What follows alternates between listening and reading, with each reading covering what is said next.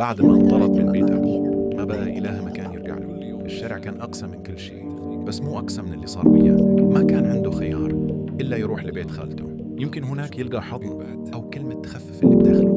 الخالة كانت قلبها عليه، بس مو كل شيء بيدها. بهذا البيت قرار ثاني كان ينتظره. زوج خالته كان شايف الموضوع بطريقة غير، وبين قلبي يريد يحتويه وقلبي يرفض وجوده. كان لازم زياد يواجه حقيقة أصعب من قبل. هلا يمه، شبيك؟ وجهك مو طبيعي. تعال حبيبي، شبيك شو صاير وياك؟ لا أقدر أحد شي، قلبي يوجعني كلش. أبوي ومرته طردوني من البيت. منو إجا؟ زياد تعبان، جاينا لأنه ما عنده مكان. هذا هو، كلهن صار ضدي. ما عندي مكان ولا عندي أحد. وشنو جاي يسوي هنا؟ إذا أبوه طرده عنده أسبابه. حتى لو أنا عندي بنات كبار وعمرهم 20 وهو شاب مراهق، ما أقدر أخليه ويانا. جيتكم بس اعذروني، إذا مو مرحب بي قوليها بصراحة. يمه لا تعتذر، هذا بيتك. أنا زياد رجال غريب عليه وما لي علاقة بيه، لا ربيته ولا صرفت عليه. هذا مو مسؤوليتي.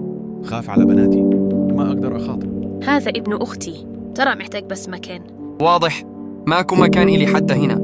تعبت من كل باب أطرقه ينغلق بوجهي. شكرا. لا يمه، أنت تبقى. إذا تريدين تساعديه دبروا له مكان غير هالبيت. أنا ما أقبل، يا هو يا إحنا. شكرا خالة، تعبت جوياي. واضح نصيبي أمشي وحدي. هلا بيكم. إذا عجبكم الفيديو لا تنسون اللايك والاشتراك بالقناة حتى يوصلكم كل جديد، وانتظرونا بحلقة جديدة. بايا بايا.